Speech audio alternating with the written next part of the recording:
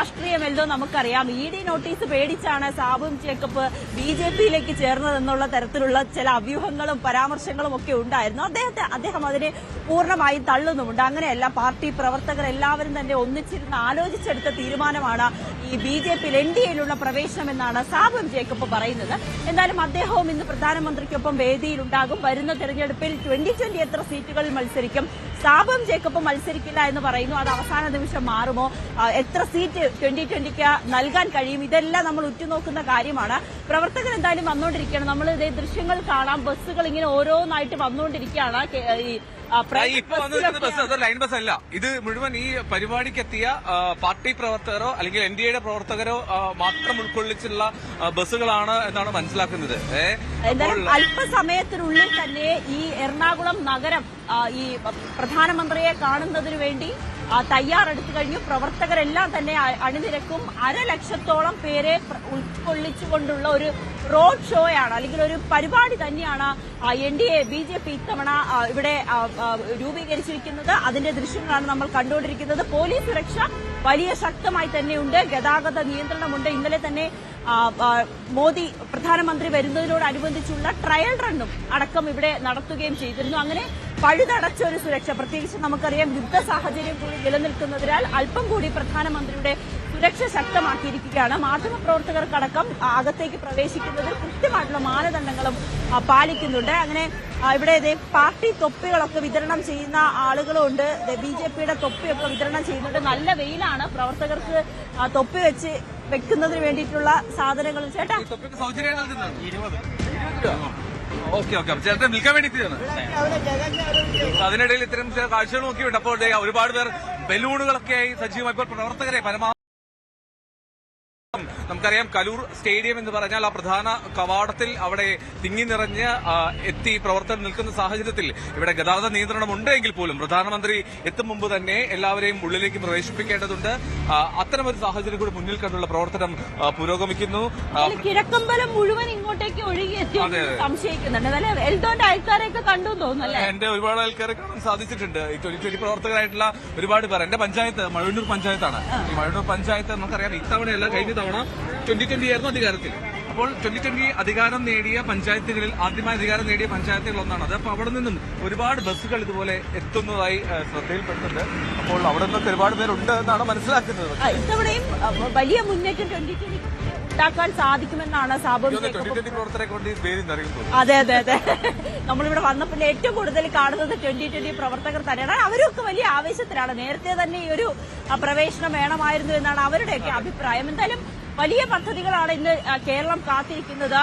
ഈ കേന്ദ്രത്തിന്റെ വലിയ പദ്ധതികൾ ഇന്ന് പ്രഖ്യാപിക്കുന്നുണ്ട്. ശിലാസ്ഥാപനമുണ്ട്. കേരളത്തിന് എന്ത് കിട്ടുമെന്നുള്ളതാണ് നമ്മളെ ഉറ്റുനോക്കുന്നത്. അതിനപ്പുറത്തേക്ക് ഇപ്പോഴൊരു വിവാദം നടന്നുകൊണ്ടിരിക്കുകയാണ്. ദേശീയപാത ഉദ്ഘാടനവുമായി ബന്ധപ്പെട്ട് സംസ്ഥാന സർക്കാരിന് ക്ഷണമില്ല എന്ന തരത്തിലുള്ള വലിയ പ്രതിഷേധം സംസ്ഥാനം തന്നെ ഈ സർക്കാർ തന്നെ ഒരു പരിപാടി ബഹിഷ്കരിക്കുന്ന ഒരു സാഹചര്യം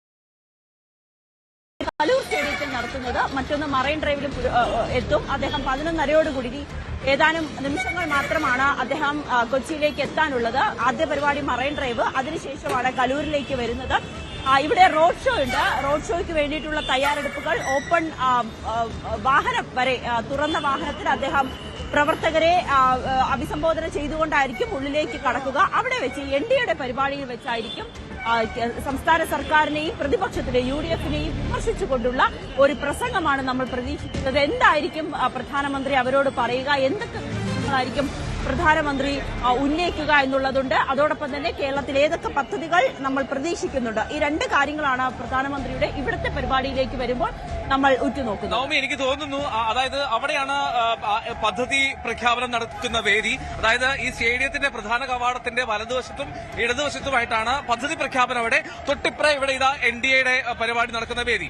ഇപ്പോൾ ഈ വന്ന പ്രവർത്തകർ രാവിലെ മുതൽ തന്നെ എത്തിയ പ്രവർത്തകരെ കൊണ്ട് ആ പ്രധാന വേദി നിറഞ്ഞു. ഇപ്പോൾ ഈ രണ്ടാമത്തെ പരിപാടി നടക്കേണ്ട വേദിയിലേക്ക് ഇതിനോടകം തന്നെ പ്രവർത്തകരെ കയറ്റാനുള്ള ശ്രമത്തിലാണ് ഇപ്പോൾ വോളണ്ടിയേഴ്സ് എന്നാണ് മനസ്സിലാക്കുന്നത്. ആദ്യ വേദിയിൽ ഇനി ഇരിപ്പിടങ്ങൾ ബാക്കിയില്ല എന്നുള്ള വിവരങ്ങളാണ് വന്നുകൊണ്ടിരിക്കുന്നത്.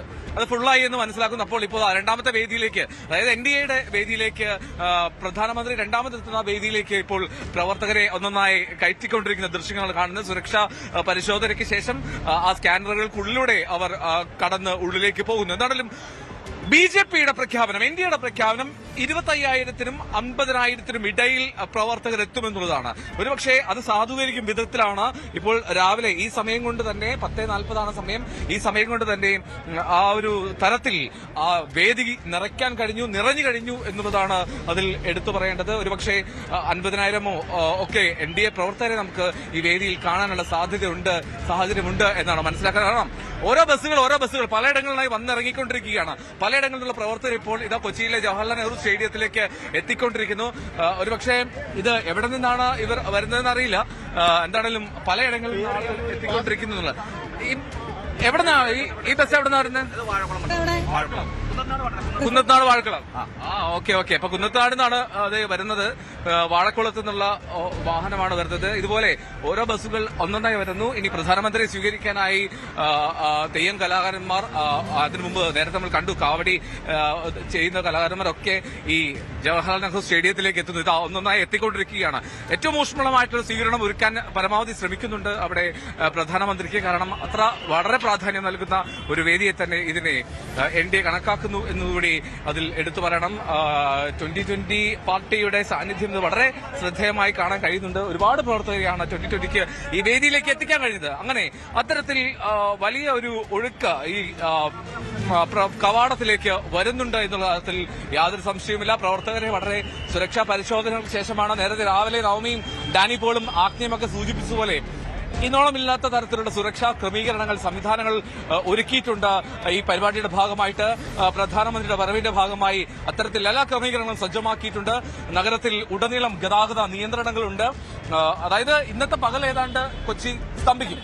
അതെ, അങ്ങനെ തന്നെ പറയേണ്ടി വരും. കാരണം പൂർണ്ണമായിട്ടുള്ള വാഹന ഗതാഗത നിയന്ത്രണം തന്നെയാണ് പ്രധാനപ്പെട്ട ഈ കലൂർ ഭാഗത്തേക്കും അല്ലെങ്കിൽ മറൈൻ ഡ്രൈവ് മുതൽ കലൂർ വരെയുള്ള ഭാഗത്തേക്ക്, പാലാരിവട്ടം ഭാഗത്തേക്കൊക്കെ വാഹനം പൂർണ്ണമായും നിരോധിച്ചിരിക്കുകയാണ്. ഇപ്പോൾ വാഹനം കടന്നു പോകുന്നുണ്ടെങ്കിൽ പോലും അല്പസമയത്തിനുള്ളിൽ അത് അവസാനിക്കുകയും ചെയ്ത് BDJSന്റെ പ്രവർത്തകരുടെ വാഹനമാണ് കാണുന്നത്. BDJSന്റെ പ്രവർത്തകരും ഇങ്ങോട്ടേക്ക് എത്തിക്കൊണ്ടിരിക്കുകയാണ്. അങ്ങനെ തുഷാർ വെള്ളാപ്പള്ളിയും അതോടൊപ്പം തന്നെ സാബും ജേക്കബും പ്രധാനമന്ത്രിയും ഒരു വേദി, ആ വേദിയിൽ എന്തൊക്കെ കാര്യങ്ങളായിരിക്കും ഇന്ന് ജനങ്ങളോട് പറയുന്നത്, അതാണ് നമ്മളിപ്പോൾ ഉറ്റുനോക്കുന്നത്.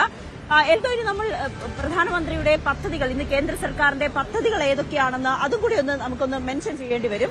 5,500 കോടിയിലധികം രൂപ ചിലവിൽ ഭാരത് പെട്രോളിയം കോർപ്പറേഷൻ ലിമിറ്റഡിന്റെ കൊച്ചി റിഫൈനറിയിൽ സ്ഥാപിക്കുന്ന പോളിപ്രൊപ്പലിൻ യൂണിറ്റിന്റെ ഉദ്ഘാടനമായിരിക്കും അദ്ദേഹം ആദ്യം നിർവഹിക്കുക. അതിനുശേഷം കൊല്ലം വെസ്റ്റ് കല്ലടയിൽ സ്ഥാപിക്കുന്ന 50 മെഗാവോൾട്ട് ഫ്ലോട്ടിംഗ് സോളാർ പദ്ധതിയുടെ ശിലാസ്ഥാപനവും പ്രധാനമന്ത്രി നിർവഹിക്കുന്നുണ്ട്. പിന്നീട് നമ്മൾ നേരത്തെ പറഞ്ഞതുപോലെ തന്നെ നാഷണൽ ഹൈവേയുടെ ഉദ്ഘാടനം, അതിന്റെയും പ്രധാനമന്ത്രി ഇന്നിവിടെ നിർവഹിക്കുകയും ചെയ്യും. അതോടൊപ്പം തന്നെ പ്രധാനമന്ത്രി ഗ്രാമ സഡക് യോജന പ്രകാരം നിർമ്മിച്ച 23 ഗ്രാമീണ റോഡുകളുടെ പദ്ധതിയുടെ ഉദ്ഘാടനവും ഇവിടെ ഉണ്ടാകുമെന്നാണ് നമുക്ക് അറിയാൻ സാധിക്കുന്നത്. മറ്റൊന്ന് റെയിൽവേ ലൈൻ വൈദ്യുതീകരണ പദ്ധതിയുടെ ഉദ്ഘാടനം, നവീകരിച്ച ഷൊർണൂർ ജംഗ്ഷൻ, കുറ്റിപ്പുറം, ചങ്ങനാശ്ശേരി റെയിൽവേ സ്റ്റേഷനുകളുടെയും ഉദ്ഘാടനം ഇന്നുണ്ടാകും. മറ്റൊന്ന് പാലക്കാട് പൊള്ളാച്ചി റൂട്ടിലെ പുതിയ ട്രെയിൻ സർവീസിന്റെ ഫ്ളാഗ് ഓഫും പ്രധാനമന്ത്രി ഇവിടെ നിർവഹിക്കുമെന്നാണ് അറിയാൻ സാധിക്കുന്നത്. അതിനുശേഷം 2:30 പ്രധാനമന്ത്രി ഇവിടെ നിന്ന് തിരിച്ചു പോവുക എന്നാണ് നമുക്ക് മനസ്സിലാകുന്നത്. നമ്മൾ ഉറ്റുനോക്കുന്നത് പാർട്ടി പ്രവർത്തകരോട് പ്രധാനമന്ത്രി ഇന്ന് എന്ത് പറയുമെന്നുള്ളതാണ്. വലിയ രാഷ്ട്രീയ ചർച്ചകൾ, അല്ലെങ്കിൽ മോദിയുടെ പ്രധാനമന്ത്രി ഇവിടെ നിന്ന് പോയതിനു ശേഷം അത് വലിയ രാഷ്ട്രീയ ചർച്ചകളാകാൻ സാധ്യതയുള്ള പ്രസംഗം തന്നെയാണ് നമ്മൾ പ്രതീക്ഷിക്കുന്നത്. പ്രത്യേകിച്ച് തിരഞ്ഞെടുപ്പ് കൂടി അടുത്തു നിൽക്കുന്ന സാഹചര്യത്തിൽ ആ രീതിയിൽ എന്തൊക്കെയായിരിക്കും പ്രധാനമന്ത്രി പറയുക, പ്രത്യേകിച്ച് നമ്മുടെ കേരളത്തിന് വേണ്ടി എന്ത് പദ്ധതിയായിരിക്കും പ്രധാനമന്ത്രി പ്രഖ്യാപിക്കുക എന്നതുകൂടി ഉറ്റുനോക്കുന്നുണ്ട്. കഴിഞ്ഞ തവണ തിരുവനന്തപുരത്ത് വന്നപ്പോഴൊന്നും നമ്മൾ പ്രതീക്ഷിച്ച രീതിയിൽ പ്രധാനമന്ത്രി പദ്ധതികളൊന്നും തന്നെ പ്രഖ്യാപിച്ചിരുന്നില്ല. അമിത്ഷാ വന്നു പോയപ്പോഴും അതൊന്നും നടന്നിരുന്നില്ല. ഇനി ഇന്നത്തെ പരിപാടി, തെരഞ്ഞെടുപ്പ് കൂടി അടുത്തു നിൽക്കുന്ന സാഹചര്യത്തിൽ നമ്മളേറെ പ്രതീക്ഷയോടുകൂടിയാണ് ഇന്നത്തെ NDA പരിപാടിയെ ഉറ്റുനോക്കുന്നത്. അങ്ങനെ 3 പരിപാടികളാണ് പ്രധാനമന്ത്രിയുടേത്. വലിയ സുരക്ഷ തന്നെയാണ്, നമ്മൾ നേരത്തെ പറഞ്ഞതുപോലെ തന്നെ വലിയ സുരക്ഷയാണ് ഇവിടെ ഉടനീളം ഒരുക്കിയിരിക്കുന്നത്. ഇന്നലെ 12 മണിയോടുകൂടി തന്നെയാണ് ഭാഗികമായ ഗതാഗതം സ്തംഭിച്ചു എന്ന് തന്നെ പറയേണ്ടി വരും. കഴിഞ്ഞ തവണത്തെ പോലെയല്ല, കഴിഞ്ഞ പ്രാവശ്യമൊക്കെ മാധ്യമപ്രവർത്തകർക്ക് ദൃശ്യങ്ങൾ പകർത്തുന്നതിനും ലൈവായി ടെലികാസ്റ്റ് ചെയ്യുന്നതിനും ഒന്നും തടസ്സമുണ്ടായില്ല. പക്ഷെ ഇത്തവണ അത് പാടില്ല. ദൂരദർശനായിരിക്കും ഇത് ലൈവായിട്ട് ടെലികാസ്റ്റ് ചെയ്യുക. അത് മാത്രമായിരിക്കും നമുക്ക് എടുക്കാൻ സാധിക്കുകയുള്ളൂ എന്ന് നേരത്തെ തന്നെ അറിയിപ്പ് നൽകിയിട്ടുണ്ട്. പ്രത്യേകിച്ച് നമുക്കറിയാം, യുദ്ധം നിലനിൽക്കുന്ന സാഹചര്യത്തിൽ പ്രധാനമന്ത്രിയുടെ സുരക്ഷ അല്പം കൂടി കർശനമാക്കിയിട്ടുണ്ട്. അതോടൊപ്പം തന്നെ ക്യാമറ ടീം വരുമ്പോൾ അവരോട് വിഷ്വൽ എടുക്കുന്നതിന് പോലും ഇരുന്നുകൊണ്ട് മാത്രമേ വിഷ്വൽ എടുക്കാവൂ എന്നൊരു നിർദ്ദേശമൊക്കെയുണ്ട്. അങ്ങനെ വലിയ ശക്തമായിട്ടുള്ള സുരക്ഷയാണ് ഇവിടെ, പഴുതടച്ച ഒരു സുരക്ഷ തന്നെയാണ് ഒരുക്കിയിരിക്കുന്നത്. കൂടുതൽ വാർത്തകൾക്ക് news 18 Keralam YouTube channel subscribe ചെയ്യുക.